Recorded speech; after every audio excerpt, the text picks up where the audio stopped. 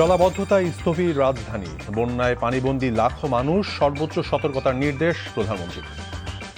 মানুষের কষ্ট লাঘবে কাজ করছে প্রশাসন, বিদ্যুৎ প্রতিমন্ত্রী। তৎপরতা উল্লেখযোগ্য নয় বললেন নাহিদ।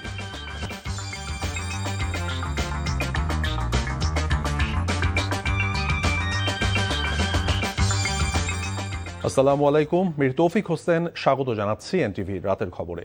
দেখছিলেন আই গ্যাস ইউনাইটেড শিরোনাম, এবার বলছি পুরো খবর। এদিকে জলাবদ্ধতা এবং বন্যায় ক্ষতিগ্রস্ত মানুষের জীবন সম্পদ রক্ষা, দ্রুত ত্রাণ এবং চিকিৎসা সেবা নিশ্চিত করতে সর্বোচ্চ সতর্কতা এবং সমন্বয়ের নির্দেশ দিয়েছেন প্রধানমন্ত্রী তারেক রহমান। বিকেলে সচিবালয়ের নিজ দফতরে ৮ বিভাগীয় কমিশনার, পুলিশের ডিআইজি, জেলা প্রশাসক, পুলিশ সুপার, সিভিল সার্জন সহ মাঠ প্রশাসনের সংশ্লিষ্ট কর্মকর্তাদের সঙ্গে ভার্চুয়াল সভায় তিনি এসব নির্দেশনা দেন। একই সঙ্গে আশ্রয়কেন্দ্রগুলোতে নিরাপদ পরিবেশ, পর্যাপ্ত স্যানিটেশন ব্যবস্থা এবং বিদ্যুৎ ও যোগাযোগ সুবিধা সচল রাখার উপর গুরুত্ব আরোপ দেওয়া হয়েছে এই বৈঠকে। বিশেষভাবে নারী, শিশু, প্রবীণ, প্রতিবন্ধী এবং গর্ভবতী নারীদের প্রতি বিশেষ নজর দেওয়ার তাগিদ দিয়েছেন প্রধানমন্ত্রী।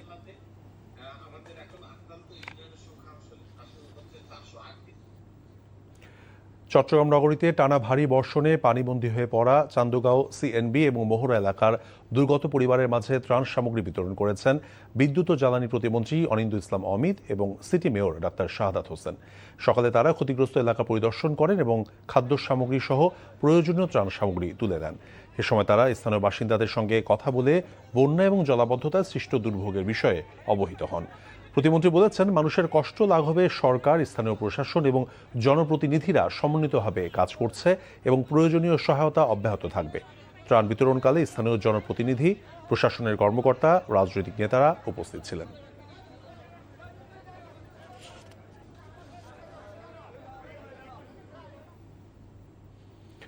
বিরোধী দলের চিফ হুইপ এবং এনসিপি আহ্বায়ক নাহিদ ইসলাম বলেছেন, বৃহত্তর চট্টগ্রামের বন্যা জাতীয় সমস্যায় পরিণত হয়েছে। সরকারের তৎপরতা উল্লেখযোগ্য নয় অভিযোগ করে তিনি বলেন, মানুষের দুর্ভোগ কমাতে মন্ত্রী, এমপি এবং স্থানীয় প্রশাসন যথাযথ কার্যকর ভূমিকা রাখছে না। দুপুরে চট্টগ্রামের আনোয়ারা এবং বাঁশখালীতে বন্যা দুর্গত এলাকা পরিদর্শন এবং ত্রাণ সামগ্রী বিতরণ শেষে নাহিদ ইসলাম সাংবাদিকদের এসব কথা বলেন। এ সময় এনসিপির মুখ্য সমন্বয়ক হাসনাত আবদুল্লাহ এমপি উপস্থিত ছিলেন।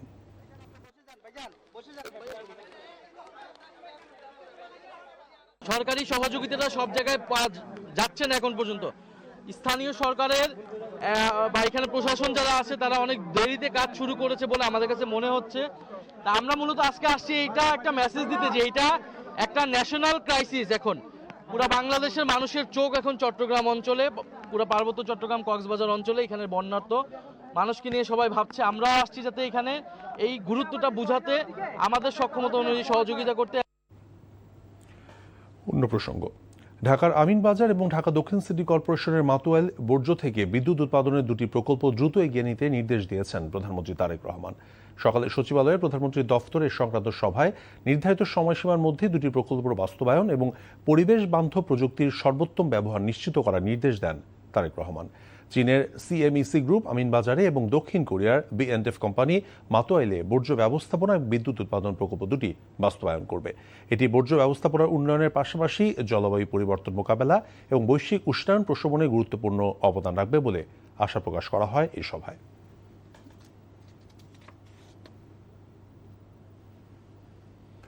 প্রবীণ এই রাজনীতিবিদের মৃত্যুতে গভীর শোক প্রকাশ করেছেন প্রধানমন্ত্রী, বিরোধী দলীয় নেতা, স্পিকার এবং ডেপুটি স্পিকার সহ বিভিন্ন রাজনৈতিক দলের নেতারা। এদিকে আগামীকাল একদিনের শোক কর্মসূচি ঘোষণা করেছে বিএনপি। তার কর্মময় জীবন সম্পর্কে কিছুটা তুলে ধরছেন জাহিদ রহমান। ব্যারিস্টার জমিরুদ্দিন সরকার ১৯৩১ সালের ১ ডিসেম্বর পঞ্চগড় জেলার তেঁতুলিয়ার নয়াবাড়ি গ্রামে জন্মগ্রহণ করেন।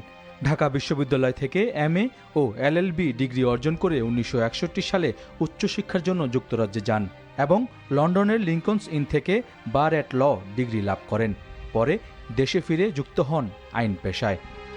তার রাজনৈতিক জীবনের সূচনা ছাত্র অবস্থায় ১৯৪৫ সালে ছাত্র ফেডারেশনের মাধ্যমে।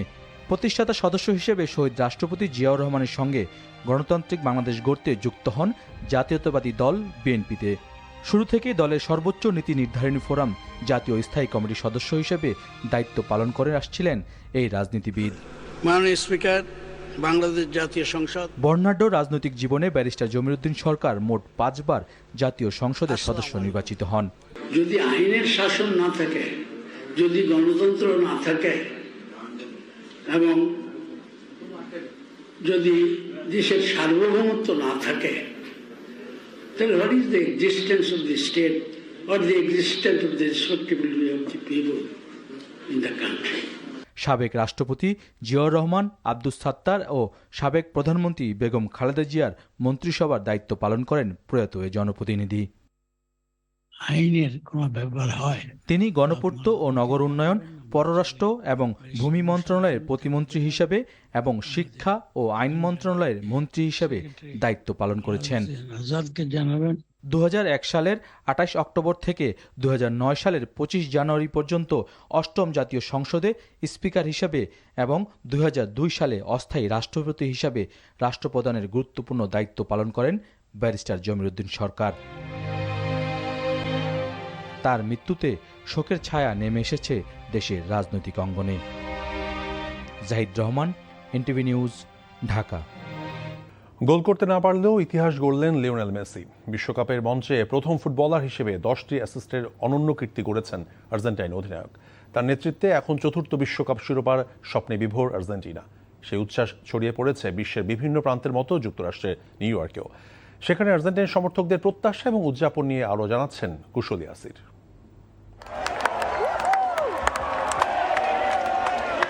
ফাইনালে ওঠার লড়াইয়ে এবার আর্জেন্টাইনদের প্রতিপক্ষ ইংলিশরা।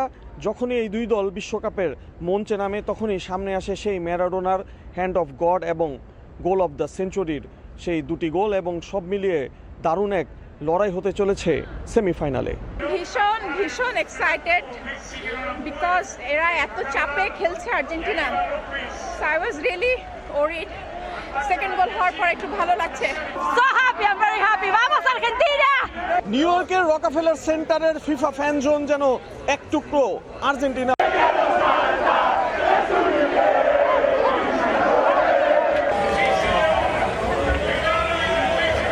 Ask for a better goal than that. Let's go Argentina, let's go. Vamos Argentina. Pobre, pobre los ingleses. Mac Allister, Alvarez, মার্টিনেজরা আর্জেন্টিনা টানা দ্বিতীয় ট্রফি জয়ের যে স্বপ্ন সেটি কিন্তু জিয়ে রেখেছে।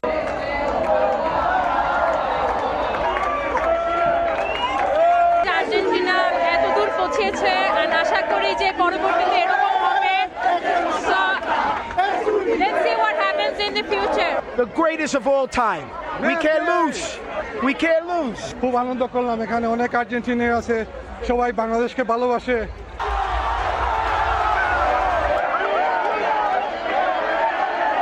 10 জনের সুইজারল্যান্ড একের পর এক চেষ্টা করে শেষ পর্যন্ত আর্জেন্টিনাকে হারাতে পারেনি, আর লিওনেল মেসির আর্জেন্টিনা টানা দ্বিতীয়বারের মতো সেমিফাইনাল নিশ্চিত করলো ফিফা বিশ্বকাপের। কুশলী আসির, এনটিভি নিউজ, নিউ ইয়র্ক, যুক্তরাষ্ট্র। শহীদ ওসমান হাদি প্রতিষ্ঠিত ইনকিলাব কালচারাল সেন্টারকে ঘিরে নতুন বিতর্ক শুরু হয়েছে। সংগঠনটির দায়িত্ব থেকে সরে দাঁড়িয়েছেন প্রতিষ্ঠাকালীন নির্বাহী পরিচালক আব্দুল্লাহ জাবের, ভাইস প্রেসিডেন্ট ফাতিমা তাসনিম জুমা এবং সদস্য আসাদুজ্জামান। এরপরই সামনে এসেছে ওয়ারিশ ইস্যু। তবে ওসমান হাদির পরিবার বলছে তারা কারো কাছে ওয়ারিশ দাবি করেননি। বিস্তারিত সালাউদ্দিন কাদেরের রিপোর্টে।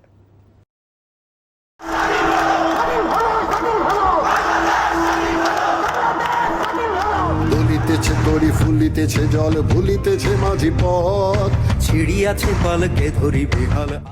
শহীদ শরীফ ওসমান বিন হাদি আধিপত্যবাদ বিরোধী আন্দোলনের এক অকুতোভয় যোদ্ধা। অন্যায়ের বিরুদ্ধে তার লড়াই কেবল রাজপথ বা বক্তৃতার মঞ্চে থেমে থাকেনি। রাজনৈতিক সংগ্রামের পাশাপাশি সাংস্কৃতিক আন্দোলনকে তিনি প্রতিরোধের শক্তিশালী হাতিয়ার হিসেবে বেছে নিয়েছিলেন। সেই লক্ষ্যেই প্রতিষ্ঠা করেন ইনকিলাব কালচারাল সেন্টার। আমি উন্মাদ, আমি ঝঞ্ঝা, আমি ভিতিয়ে ধরিত্রীর বলবীর চির উন্নত মানুষের। আধিপত্যবাদীরা তাকে ঠিকই চিনতে পেরেছিল, তাই ক্ষণজন্মা এই সাহসী সাংস্কৃতিক যোদ্ধাকে পৃথিবী থেকে সরিয়ে দিতে পিছপা হয়নি। ওসমান হাদির শাহাদাতের পর তারই গড়ে তোলা ইনকিলাব কালচারাল সেন্টার চালিয়ে যাচ্ছিলেন তার একান্ত কাছের মানুষজন। তবে সম্প্রতি এই কালচারাল সেন্টার পরিচালনা নিয়ে তৈরি হয়েছে ব্যাপক আলোচনা সমালোচনা। সরে দাঁড়িয়েছেন সেন্টারের নির্বাহী পরিচালক আব্দুল্লাহ আল জাবের, ভাইস প্রেসিডেন্ট ফাতিমা তাসনিম জুমা সহ বেশ কয়েকজন। তারা সরে যাওয়ার পর থেকেই সামনে এসেছে ওয়ারিশ ও পরিচালনা নিয়ে নানা প্রশ্ন। সম্প্রতি জাবের তার ব্যক্তিগত ফেসবুকে জানান, শহীদ ওসমান বিন হাদি শাহাদাতের পূর্বে ইনকালাব কালচারাল সেন্টারের ট্রাস্ট গঠনের উদ্যোগ নিলেও শেষ করে যেতে পারেননি। জানান, ওয়ারিশদের দাবির প্রেক্ষিতে ও সমস্ত দলিল দস্তাবেজ সাপেক্ষে ইনকালাব কালচারাল সেন্টার দাবিকারীদের নিকট হস্তান্তর করার সিদ্ধান্ত নেওয়া হয়েছে। দায়িত্ব ছেড়ে দেওয়া নেতাদের বক্তব্যে বারবার উঠে এসেছে ওয়ারিশ ইস্যু এবং ট্রাস্ট গঠন অসম্পূর্ণ থেকে যাওয়ার বিষয়টি। এই জটিলতার কারণে দায়িত্ব থেকে সরে দাঁড়ানোর সিদ্ধান্ত তাদের। ওয়ারিশ ইস্যু তো আমরা কেউ না, এটা তো সত্যি কথা। তো আমরা ভালোবেসে সময় দিয়ে সব কিছু দিয়ে থেকেছি, এখনও আছি, আমরা কিন্তু কোথাও চলে যাইনি। একটা স্ট্রাকচারাল জিনিসের একটা ওয়ারিশের দাবিদার থাকতেই পারে, সেটা ল বলেন বা সামাজিক আইনি কাঠামো বলেন, এটা খুব স্বাভাবিক। তো সেটাকে তো আমরা ডিক্লাইন করতে পারি না। যেহেতু এটা হাদি ভাই সম্মান জড়িত, আমরা এমন কোনো কেউ না, আমি বলি বা পরিবারের মানুষকে সবার কথাই বলছি, এমন কোনো কথা কখনোই বলা উচিত যেটা করে আসলে হাদি ভাই সম্মান কে আমরা খাটো করব, ক্ষুণ্ণ করব। আমরা আসলে সম্মানকে রক্ষার কারণেই আমরা ছড়ে এসেছি। তবে ওসমান হাদির পরিবারের পক্ষ থেকে জানানো হয়েছে, তারা কখনোই কারো কাছে ওয়ারিশ দাবি করেননি। হাদির বোন জানান, ভুল বোঝাবুঝির অবসান ঘটিয়ে আলোচনার মাধ্যমে একটি গ্রহণযোগ্য সমাধান চান তারা। কারা কালচারাল সেন্টার ধ্বংসের পিছনে লাগছে, এই গুন্ডাগুলোর, এই মাফিয়াগুলোর খুঁজে বের করতে হবে। শুরু থেকে এই কালচারাল সেন্টার ধ্বংসের পিছনে বহু উপায় তারা চালাইছে। ওসমান হাদিকে নিয়ে কথা বলতে হলে পরিবারের প্রত্যেক মেম্বারের সাথে কথা বলতে হবে, তারপর বলতে হবে পরিবারের সাথে কথা হয়েছে। আপনি পরিবার বলতে কি বুঝেন? কাকে বুঝাইতে চায় পরিবার? কার সাথে ওরা কথা বলছে? এখন যে ওরা বললো সেন্টার থেকে বেরিয়ে গেছে, কার কাছে সমর্পণ করছে? ওসমান হাদির আমানত কার কাছে সমর্পণ করছে? ওরা প্রত্যেকে দায়িত্বশীল জায়গা থেকে এরকমের দায়িত্বহীন কথাবার্তা বলা যাবে না ভাই। আলোচনার দরজা আমাদের জন্য খোলা। এদিকে তাদের এমন মন্তব্যের পর সামাজিক যোগাযোগ মাধ্যমে শুরু হয় ব্যাপক সমালোচনা। অনেকেই প্রশ্ন তোলেন, ইনকালাব কালচারাল সেন্টার কি ব্যক্তিগত ওয়ারিশ বিষয়, নাকি সাধারণ জনগণের অর্থে স্বতন্ত্র পরিচালনা পর্ষদ নিয়ে পরিচালিত হবে সাংস্কৃতিক এই প্রতিষ্ঠানটি? সালাউদ্দিন কাদের, এনটিভি নিউজ, ঢাকা। দ্রুত সংস্কার আর আওয়ামী লীগের বিচার নিশ্চিত করা না হলে বিএনপি সরকারের পতন নিশ্চিত করা হবে বলে মন্তব্য করেছেন এনসিপির মুখ্য সমন্বয়ক নাসির উদ্দিন পাটোয়ারি। বিকেলে নওগাঁর পোরশা উপজেলার সরাইগাছি মোড়ে এনসিপি আয়োজিত জুলাই পদযাত্রায় তিনি মন্তব্য করেন। এমপি মন্ত্রীদের উদ্দেশ্যে তিনি বলেন, সুন্দর একটি বাংলাদেশের জন্য এনসিপি অনেক ছাড় দিয়ে রাজনীতি করছে। এই সুযোগে সরকারি কিছু এমপি মন্ত্রী বড় বড় কথা বলা শুরু করেছে। তিনি বলেন, হাসিনা দিল্লিতে পালিয়ে বেঁচেছে, এনসিপি ছাড় দেয়া বন্ধ করলে বিএনপির জায়গা বঙ্গোপসাগরেও হবে না।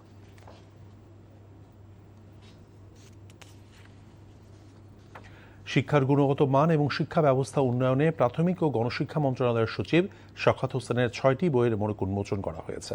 জাতীয় প্রেস ক্লাবে এডুকেশনাল ট্রান্সপারেন্সি এফইটি আয়োজিত শিক্ষা ও খেলার মাধ্যমে শিক্ষা, হ্যাপি স্কুল, শিক্ষা ও উন্নয়ন, বৈশ্বিক উদ্যোগ, মানসম্মত শিক্ষা এবং ইন্সপায়ারিং এডুকেশন শীর্ষক 6টি বইয়ের প্রকাশনা অনুষ্ঠানে শিক্ষাবিদ, গবেষক, প্রশাসনের কর্মকর্তা, সাহিত্যিক ও গণমাধ্যম কর্মীরা অংশ নেন। বক্তারা বলেন, বইগুলো শিক্ষার মান উন্নয়নে ভূমিকা রাখবে।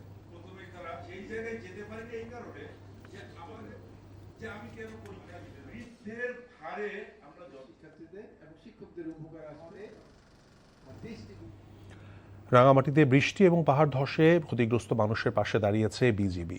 রোববার বিকেলে কর্ণফুলী সরকারি ডিগ্রি কলেজ মাঠে কাপ্তাই ব্যাটালিয়নের পক্ষ থেকে 120 জন অসহায়কে ত্রাণ সহায়তা তুলে দেন বিজিবির Rangamati sector commander colonel Abu Mohammad Siddique Alam এবং কাপ্তাই ব্যাটালিয়নের অধিনায়ক লেফটেন্যান্ট কর্নেল কাউসার মেহেদি। পরিস্থিতি স্বাভাবিক না হওয়া পর্যন্ত বিজিবির এই কার্যক্রম অব্যাহত থাকবে বলেও জানান সেক্টর কমান্ডার।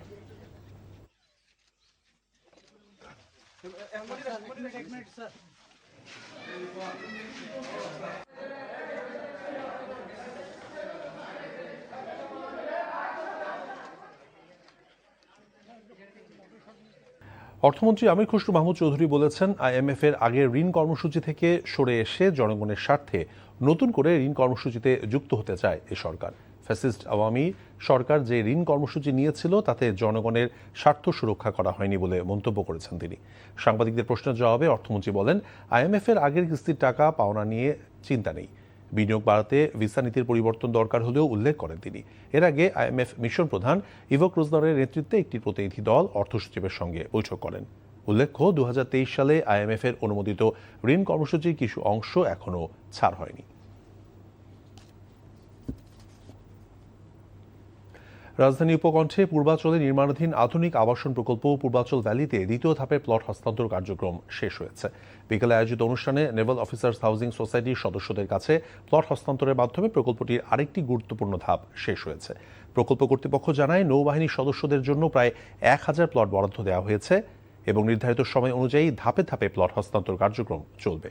পূর্বাঞ্চল ভ্যালির পরিচালক এবং গ্রুপ সিইও মোহাম্মদ জাহিদ হোসেন বলেন, সততা এবং প্রতিশ্রুতি রক্ষা করেই আবাসন খাতে মানুষের আস্থা ফিরিয়ে আনা সম্ভব।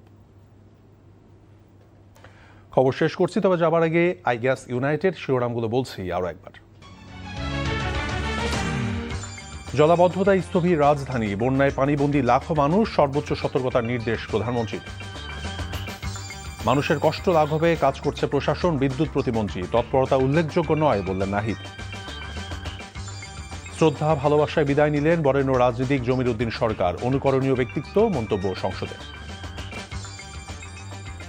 এই ছিল রাতের খবরে। এই খবরের ভিডিও সহ আপডেট জানতে ভিজিট করুন এনটিভি অনলাইন www.ntvbd.com। এছাড়াও এনটিভির জনপ্রিয় সব অনুষ্ঠান এবং খবরের আপডেট জানতে ভিজিট করুন আমাদের ইউটিউব এবং ভেরিফাইড ফেসবুক পেজ। রাত 1টায় মধ্যরাতের খবর দেখার আমন্ত্রণ রইল। ধন্যবাদ সবাইকে। শুভরাত্রি।